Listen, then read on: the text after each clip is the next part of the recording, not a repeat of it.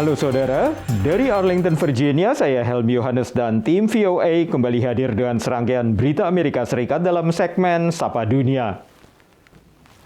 Rumah-rumah sakit di seluruh Amerika kembali dipenuhi pasien COVID dipicu oleh varian Omicron yang menyebabkan lonjakan kasus baru COVID.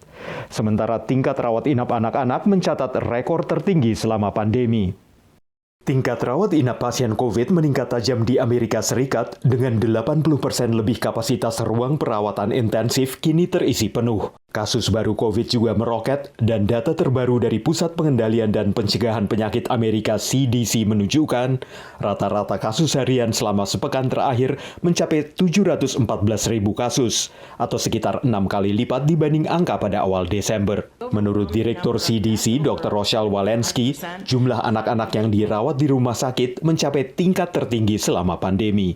Lebih dari 5.000 anak-anak kini dirawat di rumah sakit dengan kasus terkonfirmasi atau suspek COVID. Lonjakan ini mengakibatkan sejumlah sekolah, termasuk di Philadelphia, kembali melakukan pembelajaran virtual. Tapi sekolah-sekolah di Los Angeles kembali masuk pekan ini dan mengharuskan siswa dan para guru melakukan tes COVID sebelum diizinkan masuk sekolah. Pihak sekolah juga membagikan alat uji COVID rumahan bagi para siswa.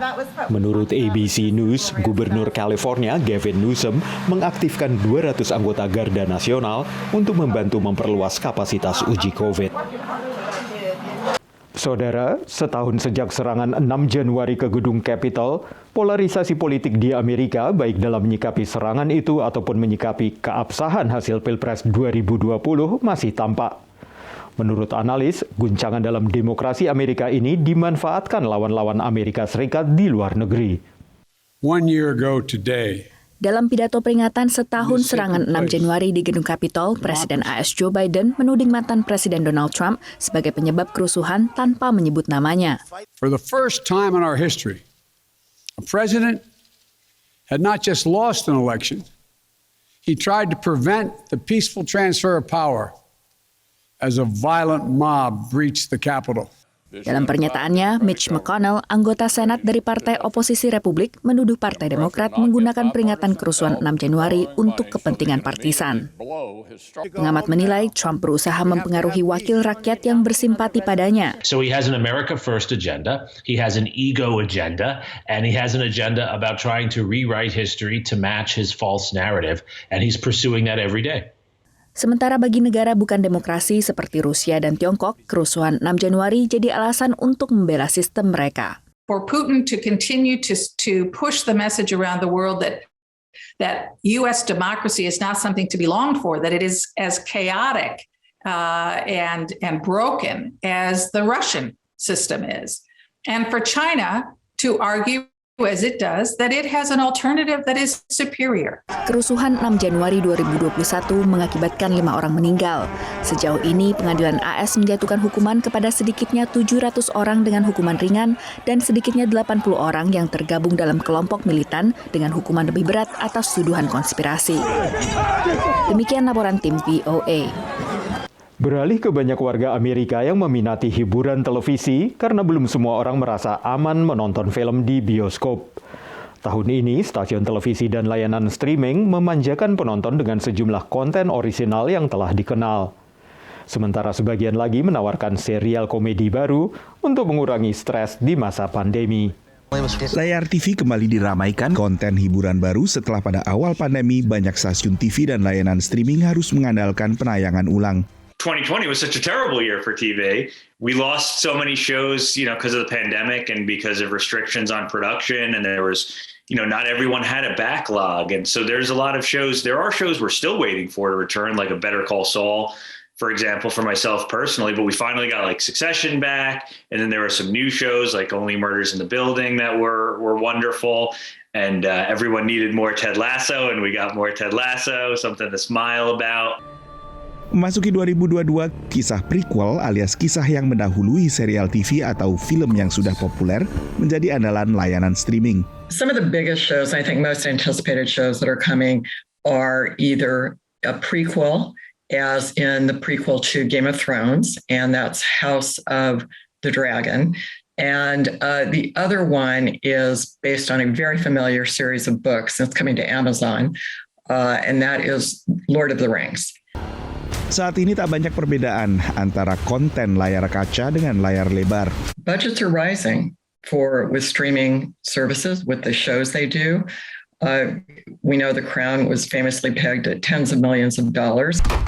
The Ted Lasso welcome wagon has arrived. Keinginan mengatasi stres selama pandemi lewat tawa membuat banyak penonton menyaksikan serial komedi seperti Ted Lasso di Apple TV Plus dan Only Murders in the Building di Hulu. Our own true crime podcast. Demikian laporan tim VOA.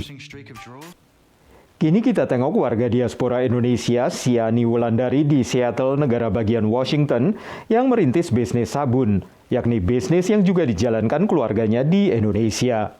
Siani memasarkan sabun mandi dengan merek Luna Raya yang diproduksi memakai bahan organik dan alami serta aroma khas Indonesia. Ini kita namanya Gemstone Soap. Ini untuk warna hijau ini pandan. Memperkenalkan Indonesia melalui sabun. Itulah yang dilakukan Siani Wulandari, diaspora Indonesia di Seattle, negara bagian Washington. Harum daun pandan, sereh, bunga melati, mawar dan cendana khas Indonesia yang membedakan Luna Raya, sabun buatan tangan yang diproduksi Siani. Sebenarnya nama Luna Raya itu dari nama belakang saya, Wulandari. Wulan kan bulan. Wulandari itu full moon kan, bulan purnama. Luna itu bulan, Raya kan artinya kayak great, besar gitu. Jadi sama artinya. Walaupun bisnis sabun mandi baru dirintis Siani sejak pandemi, tapi ia sudah tak asing dengan bisnis ini. Tapi kenapa saya ambil sabun? Keluarga saya itu di Indonesia pabrik sabun dari kakek saya. Dari tahun 1950-an. Untuk Luna Raya, selain memakai bahan-bahan alami dengan kemasan yang dapat didaur ulang, Siani juga memberi sentuhan seni pada produknya. Ia juga memperkenalkan konsep mandi bunga kepada publik Amerika melalui produk bath salt. Untuk saat ini, produk Luna Raya dijual daring di pasar kaget serta festival-festival di Seattle, rata-rata $10 atau sekitar Rp145.000. Pertama kali saya lihat Luna Raya, saya tertarik dengan crystal soaps-nya karena ada bentuk-bentuk yang sangat unik, sama warna dan bau yang luar biasa. Nggak bikin kulit kering, lembuti kulit, juga bikin mandi terasa lebih mewah. Konsep yang dikembangkan Siani di Amerika kini mendorong keluarganya di Indonesia untuk menerapkan hal serupa. Dari Washington DC, VOA. Saudara, kami akan kembali dengan Sapa Dunia Senin depan. Terima kasih atas perhatian Anda. Dari Arlington, Virginia, saya Helmi Yohanes dan tim VOA.